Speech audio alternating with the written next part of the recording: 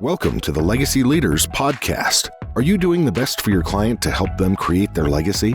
Are you creating a plan that goes far beyond finances to help people ensure that it becomes the driving force behind all decisions? On this podcast, hosts Katie Beth Hand and Stan Miller will help you with growing your practice and your clients' peace of mind. Together, they bring the best and brightest minds to share with you how to help your clients develop their best legacy. And now, here are your hosts, Katie Beth and Stan. Welcome back to the Legacy Leaders Podcast with your hosts, Stan Miller and Katie Beth Hand. Our guest today is an executive search expert and founder of the Vanderbloemen Search Group. Plus, he's an author. William Vanderbloemen, thank you so much for joining us. We are very excited to have you on the show. Great to be with you, Katie Beth. Absolutely. So before we dive into what you do, and don't worry, Stan and I have lots of great questions for you already. But before we dive into that, could you tell our listeners just a little bit about, you have a very unique background in a couple of different fields. Tell us a little bit about your background and really what sparked you to start the Vanderbloemen Search Group. Well, you should go into marketing. That's the nicest way of saying your career path is so messed up. And that's kind of true. It's a zigzag line that I never would have guessed. We do executive search. So what's that? Think of it like recruiting, but for the top positions in an organization.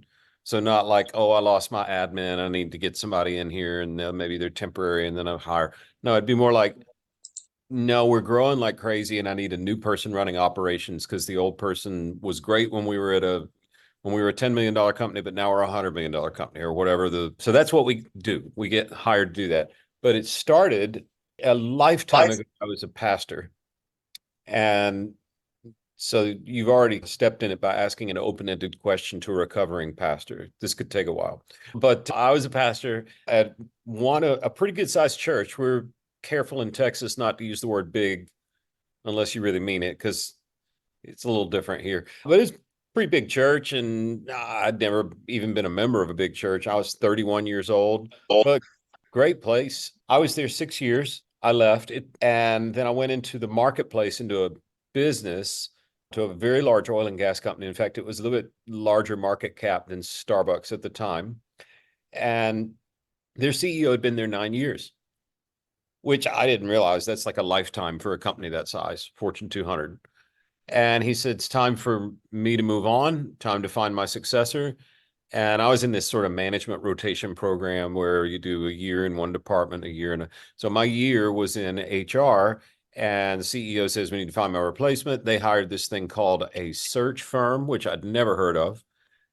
And I guess I could say I was on the succession team. The reality is I was probably like the third string water boy for the team, but I got to see what went on with this search firm that they hired. And 90 days later, they had their new CEO. I'm like, wow.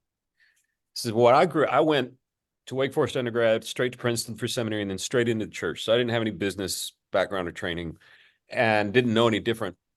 First Presbyterian in Houston, where I was the pastor, took 3 years to find me. And everybody thought that was normal. I was there 6 years. They took 3 years to find the next guy. So they got, and everybody thought that's normal. So they got 12 years, and it's a good church. Half the time they're looking for a pastor, half the time they have a pastor. Mean old oil and gas company. Is there any bigger form of the Death Star in our galaxy than oil and gas companies, right? 90 days. And I just walked away from that shaking my head saying, why in the world is the church so backward? And could we help them? Because, when you're missing a leader, you lose momentum, you lose money, the costs are so big. And the farther up the org chart you go, the more staggering the costs get. So could we build something that would help churches find their pastor and their top people? And the funny part of the story is Adrian and I had just gotten married. We blended our families. We bought a house we could barely afford. And it was the fall of 2008. So just if you're too young to remember that, some of us are old enough to remember that. Yes. It is a brilliant time to quit your job, right? Right. What an idiot.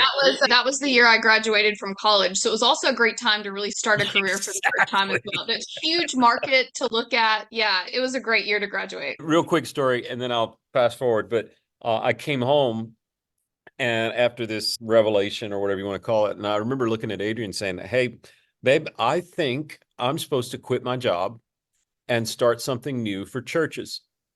And she just looked at me totally deadpan and said, "That's because churches love new ideas, right?" That's a typical spouse response right there. Well, it's actually, she's the smart one.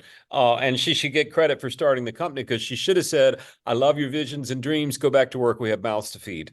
And Right. instead she said, "Let's give it a try." So she really gets the credit. So 16 years later, we've worked all over the world. We've worked with some of the coolest clients ever. What started as helping churches find a pastor has mushroomed into schools, nonprofits, cause-based things, even like the Chick-fil-A's of the world, where it's a business, but it has a really strong set of core values. And when they hire their key employees, there needs to be congruence on the values, right?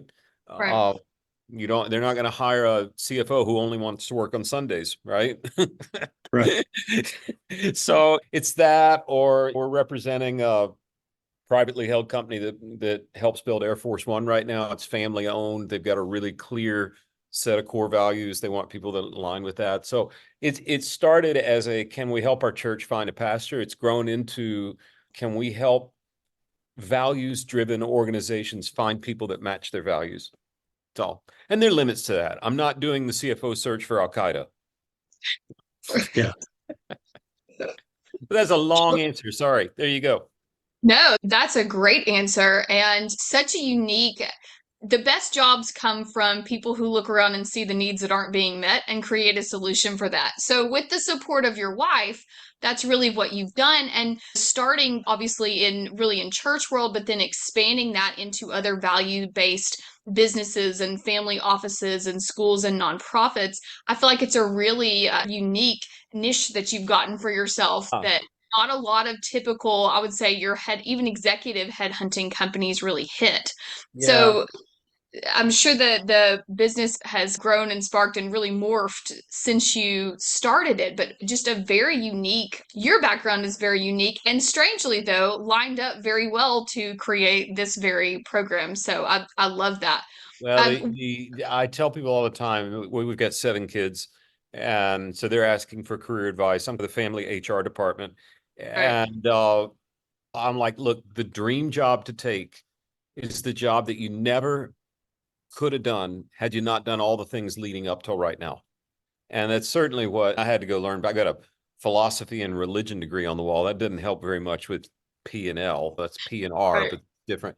So I had to go learn some business things, but I could never do what I'm doing now had I not done all the things leading up to now, even though it was a crazy zigzag path. So it's just Right. never underestimate the value of your past experience. That's true. That's true. I graduated, if it makes you feel better, with a political science degree and then ended up going into ministry. They're not that different. They're actually not that No, they're different. not. So you have, on top of all of these other things, you've also written a book that I want to take just a few minutes to talk about because I found it very, very interesting and can't wait to really dive in even more. But talk to us a little bit about your book. And for those of you listening, you can actually find it on Amazon. It is called Be the Uniform: 12 Data-Driven Habits That Separate the Best Leaders from the Rest. So tell our listeners a little bit about what actually inspired you to write the Yeah. book, and what can they expect from the book? Yeah, the book, Be the Unicorn, shameless, hold it up for the Yeah. camera moment. Yep. It was an accident, really, Katie Beth. We had this thing in Texas a few years ago called the pandemic. Hmm. Yeah. So I've not heard of that. exactly. So, and I've got a philosophy and religion degree, right? I got a seminary degree from Princeton, but that doesn't really help you. You learn business. So when the pandemic happened, nearly every one of our clients was closed indefinitely. Business lesson I learned. If all of your clients close indefinitely, your calendar frees up. True. That's true. Your P&L changes too. But your calendar, you got time. And we've been very fortunate. Every year's been a record year. We've grown. It's just way more than I ever thought we would be. But when the pandemic hit, it really caused some questions. And we don't function with debt. We don't have investors. So we have a great deal of latitude with what we want to do. And We really asked the question, should we close?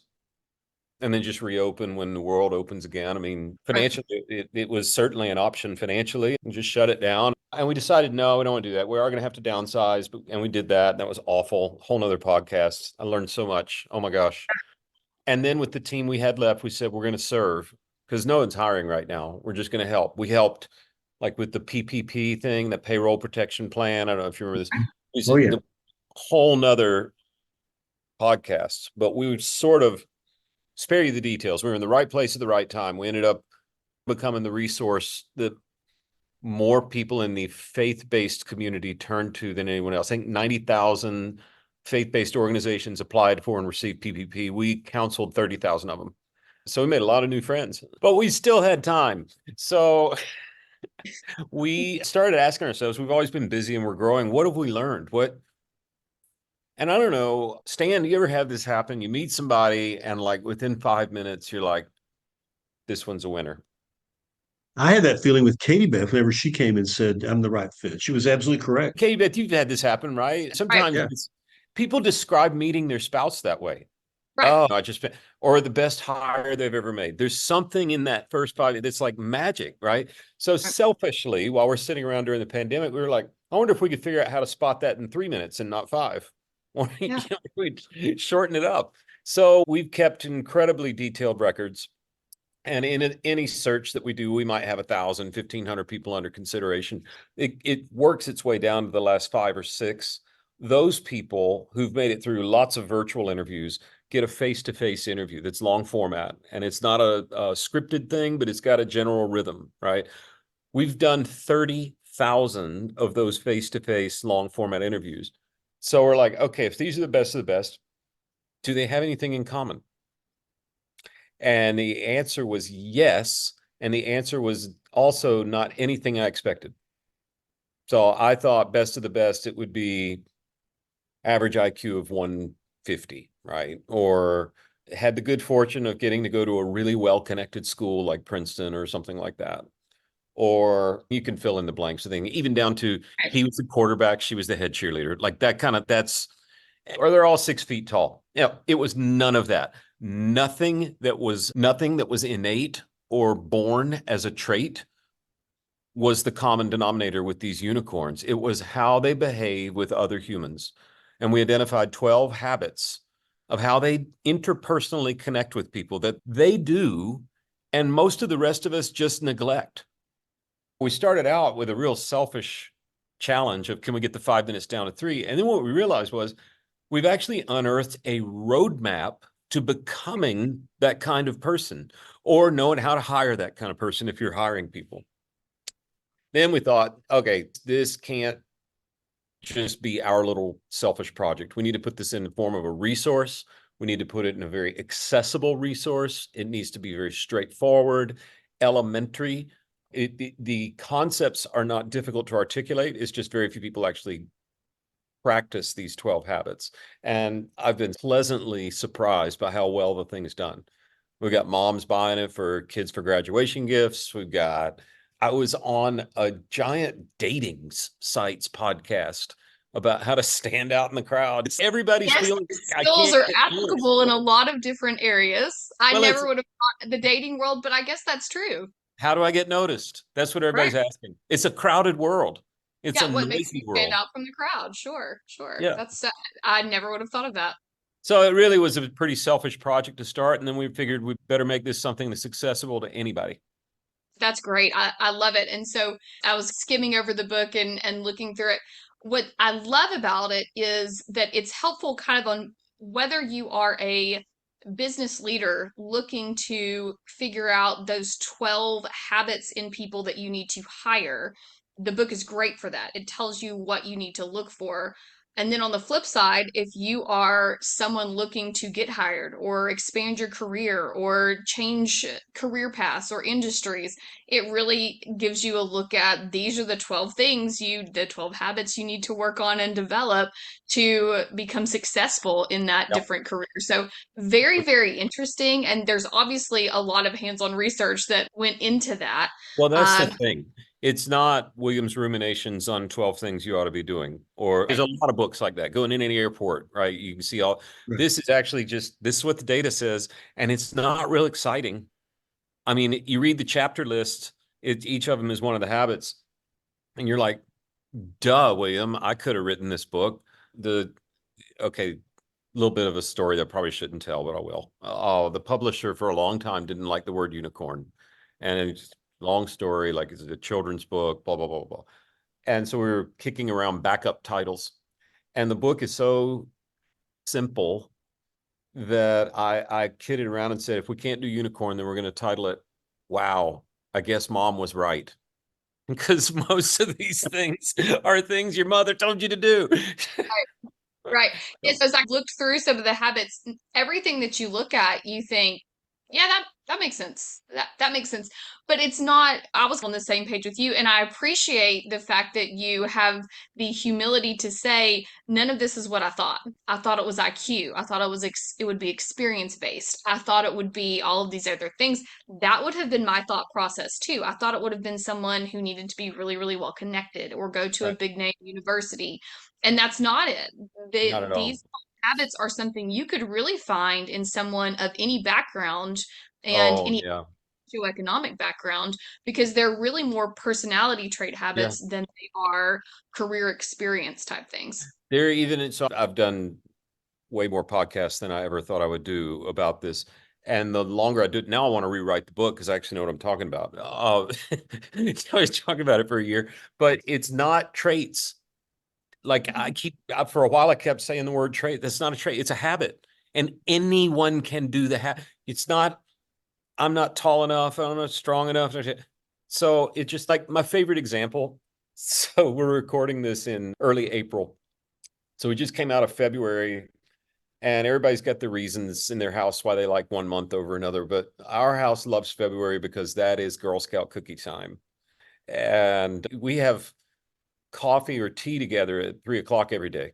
And so everybody kind of gathers and you dunk the cookies, and it's a big deal. It's our little thing. So 3 years ago, we got and we live in this little neighborhood that's actually inside Houston, where a lot of people who started their own businesses live. Okay, so the neighborhood's very invested in kids learning the value of entrepreneurship and that sort of thing. So we get a new Girl Scout cookie salesperson. I didn't know they made Girl Scout cookie people as young and small as she was, but they do apparently. And Charlotte comes to my door and says, and her dad's at the sidewalk and just watching, making her do it on her own. And she comes up all nervous and she says, Mr. Vanderbloemen, will you buy some Girl Scout cookies for me? So she figured out my name. So that's good, right? And so I looked at her and I said, Charlotte, have you ever had a chocolate chip cookie from Tiny's Milk and Cookies? She said, yes, Mr. Vanderbloemen, that's a really good cookie. I said, yeah, it's about 300 yards from here. So why should I buy any cookies from you when I can walk 300 yards and get that really good cookie? And she like swallows and eyes get huge, and the dad's dying laughing over on the sidewalk, but he's not helping her. And she said, well, we have more flavors. Okay, that's pretty good. All right, so we buy the cookies. Next year, Charlotte shows up, a little bit bigger, still small. She says, let me tell you about our new flavors. Last year, we talked about how many flavors, and I want to tell you the flavor you shouldn't buy. I'm like, okay, what shouldn't I buy, Charlotte? She said, I would not buy the vegan cookie. It's not any good. No one's surprised by that. We don't know what the word vegan So means, this is Charlotte. so now she's like informing me and telling me what not to do. Like she's growing. She's 7. He was ready to make the case on year Third 2. year rolls around. Oh my gosh. Katie Beth, knock, knock, knock. Hello, Mr. Vanderbloemen. Hi, Charlotte. Can I tell you about the cause of the Girl Scouts? Now we've gone next level, right? Right. So Christmas morning this year, this is after the 3rd year of buying from Charlotte. Christmas morning, what is every child doing on Christmas morning? Whatever they want to do, not anything for anybody else. Right. We finish our breakfast and I look out in the front door and there's 3 boxes of Girl Scout cookies and a note from Charlotte. And just wanted to, your loyal customer, not one word was spelled correctly in the whole note, but I'm pretty sure it said, want to thank the loyal customer. Here are the 3 flavors you liked the most this year. The new one, French toast, sold out pretty fast. If you want to place a pre-order with me now, you can. Good. She's good. She's all 12 of the habits. And Right. she's 7. If you don't Right. think you can do this, you just got beaten by a 7-year-old. It's not hard. Right. No, Okay, I guys. love So let me jump in here. I'm really curious. I love looking at this from the perspective of the individual with the traits, but I want to come at it from the perspective of the employer. Yeah. So as an employer, what are the secret what's the secret sauce that you can reveal to me now Yep. on how I can find these people to come to work in my organization? That was a question I was ready to get asked a lot, but then I got surprised again. So I thought it would be, how do I hire these individuals? And we'll talk about that. But the most intelligent people that I've talked to about this book are business owners who are forcing their managers to read it. Because people join a company for its cause or its mission or what it's getting done. People leave a company because of a bad manager. And so this brilliant business owner is like, what if every manager on my team was somebody that when people met them within 5 minutes, they're like, man, that's somebody I could go work for. So I thought it would be employers asking, how do I go hire these people? And we'll go there. But what was so interesting to me was the foresight of really smart business owners to say, if I have managers people like working for, I won't have to hire a search firm to go find people because we won't lose any of our good people. Right. So it was a surprise, but I thought, wow, you guys, I'm glad I get to learn a lot doing this book from really smart people. So yeah, and in terms of hiring, just buy the book and read, you'll figure it out. They're actually interviewing tips. There are things about why hiring managers love each trait, how to get better at them, testimonials, case studies. It's not got a lot of plot. It's a lot of data to tell you. So how important is like testing, for example, like the DISC test, the Colby test? I Sure. mean, Sure. Well, this is a little different. So DISC is about your innate energy, your personality. And those are great for hiring. You got to, by the way, be very careful if you use those in your hiring. Depending on the inventory you're using and the state you're in, you could get sued. Oh, and I didn't understand that for a long time. It was like, oh, William, it's back when they used to make flight attendants get on a scale to see if they got the job. It's that kind of thing. Okay, I'm a DI and you're not going to hire me because of that. Because it's almost so you be careful. Okay. Having said that, we decided a long time ago, this is the 5th book we put out, and decided a long time ago, we're not doing a book without building a resource. We built an inventory around these 12. You can go to vanderindex.com. That's a shameless plug. Sorry. mhm. You'll see it's very similar to Strength Finders, Enneagram, those sort of things. We hired psychologists to help build it out, massive studies and surveys of general population versus the unicorns. So you can see, where do I stack up? What are my 3 best? What are the 3 I should work on? We even built, business owners love this, we built a 360 component into it.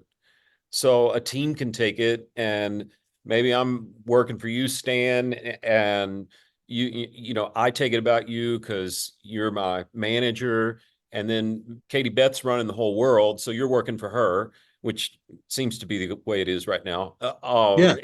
Clearly. And so Katie would take it about you, and then you'd get to see the real blind spots. It's like the single hardest of the 12 habits is self-awareness. I guess it shouldn't have surprised me, but I never thought about it. And then somebody said to me, William, don't you remember the first time you heard your voice recorded? Mm. Right. Right. And then everybody's like, oh, yeah, I didn't like that voice. That wasn't my voice. I hear my voice all day, every day. I don't sound like that. That's self-awareness.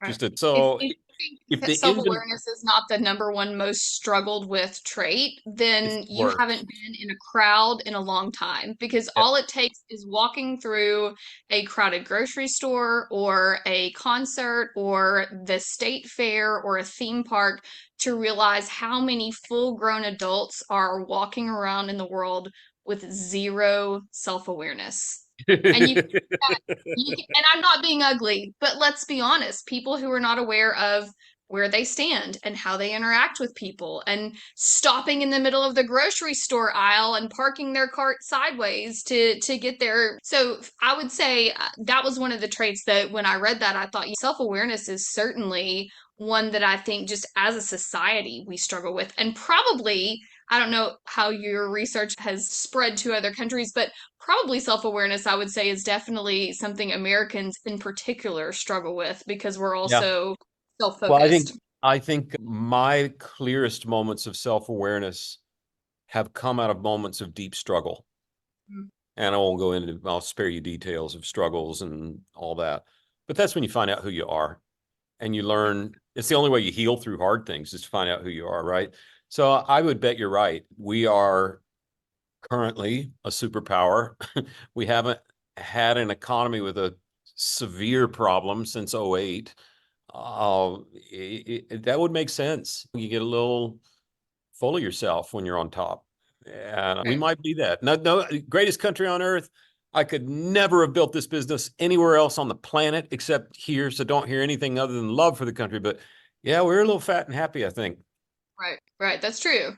Just as a country in general, I would say that of the 12 traits, the 12 habits, which would you say is the most important as someone hiring for a business? What would you say the number one most important trait to look for is?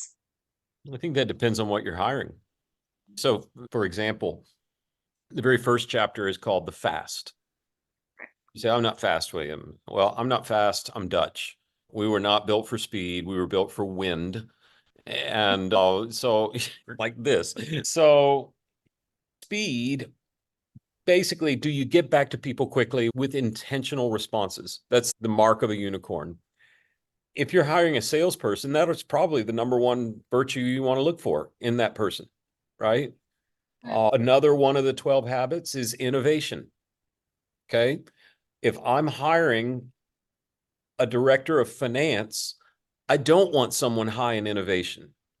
We tried innovation in accounting here in Houston. It was called Enron. Enron, yes. So it really depends. I'm not trying to dodge your question, but I think the longer I look at this, the more I realize, and as we do this VanderIndex.com, as we grow that database, we'll be able to see for this particular kind of job, we can map out which three need to be the strongest, which three need to be the weak ones you don't worry about. So I think it really starts with knowing what you need in the job and how you function as a company. Self-awareness is the one that the unicorns, we surveyed them, they very consistently said, I stink at this one. It was like the one they all said comes in last place. And the funny thing is, we surveyed 250,000 normal people. 91% of all of us normal people said that they were better than average at self-awareness. 91% better than average. That does not surprise me. That does not surprise me. I'm not a math guy, but I think only 50% of a group So it would be right. Yeah. Right. So it shows the blind spot. Yeah. And I think that if you had to work on, I'm a believer in momentum. So if I'm looking to build one habit out first, it's going to be what's the easiest one to just change my behavior a little bit and I'll see progress. It's like Dave Ramsey says, pay off your smallest credit card first and then build the momentum. So the fast is the easiest one. Just get in the habit of getting back to people really quickly and intentionally and watch what happens. It's amazing. We don't have enough time. You'd be shocked at the number of industries and life situations where people who ought to be getting back to people are not. And that's an easy one. Right. However, I think the keystone, if you can develop self-awareness, the other 11 habits will fall into place pretty naturally. It's just a lot of work. Right. And a lot of self-examination, which again is not something we're necessarily great at. I think a lot of people in general don't want to know, right? They would prefer to just assume they're probably really good at all of it and a great hire and a great employee. Let's not dig too deeply into that, certainly. Yeah, no, my wife has this set of mirrors where she gets dressed, and one of them, we think like some fabulous designer built this mirror because it makes us both look amazing. Well, guess which mirror we go stand in front of? Sure. Yeah. The mirror that makes you look tall and skinny. That's all at the carnival. That's the only one I'll look at. I don't want the short, fat mirror. I don't want the want truth. that brings Yeah. out my creatures. No, I have so many more questions to ask you. I will try to keep it concise before we run out of time, but let's think through I want you to touch a little bit on, are all of these skills something that anyone can learn? Are some of them more innate personality Yeah. traits, or is this something that if you take the Vander Index test and you score really, really low in one of these categories, is that always something you're going to struggle with, or is it truly a habit that you can work on? Yeah. So unlike personality traits, these habits, I don't think, I think anyone could learn all of them. Now, I do think people are going to be better at some than others, and I think that will help them determine whether they're in the right job. There are some that I naturally gravitate more toward than others, but that was where the light bulb went off in my head when I saw that all 12 of these can be learned, and they're not hard to learn. You just have to actually do the work. And all of the how-tos and next steps and everything are in the book. When I realized these were all teachable, learnable habits, that's when I said, this has got to be a book. This can't be we got to help people. The workforce is more crowded than it's ever been. First time in U.S. history, we have 5 generations sharing the workforce. People feel crowded. We wanted to get it in the hands of everyone. It's almost like, I tell people, it's almost like we uncovered the map to building the treadmill, that if you just use this treadmill, it really will make you look better than you've ever looked. It really will. Now you got to get on the treadmill and not hang your wet laundry on it instead. And I think we've all done that with some form of fitness equipment in our life. So here is the smart way to build out your interpersonal skills, which are going to be more important than ever in the future. As we get more automated, more AI driven, human to human skill is going to be so much more appreciated. Absolutely. Great words of wisdom. Before we wrap up, is there anything else you want our listeners to know that we didn't touch on, or any final advice to give? No, obviously, if you're looking for key people, give us a call. Go to vanderbloemen.com. Oh, I can't spell Vanderbloemen. That's why we named the firm that, because my last name is so messed up.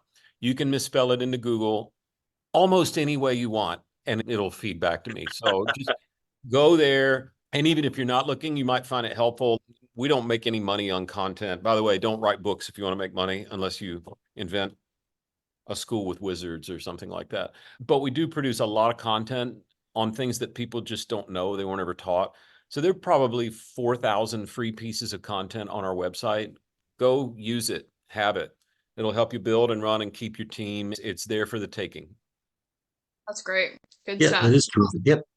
Okay, well, for all of our listeners, thank you so much for listening. This has been the Legacy Leaders Podcast with your hosts, Stan Miller and Katie Beth Hand, and today's guest was William Vanderbloemen. For more information on William and the work that he does, you can visit vanderbloemen.com, and you can also find a copy of Be the Unicorn on Amazon, and check out the test we discussed at vanderindex.com. We will link all of those in the show notes for you. William, thank you again so much for joining us. Thanks, Katie Beth. Thanks, Stan. Enjoyed being with you guys. You've been listening to the Legacy Leaders Podcast with Katie Beth Hand and Stan Miller. For more information on them and the show, please visit pinnaclelegacylaw.com. If you like what you've learned today, do share the program with your friends and subscribe wherever podcasts are found.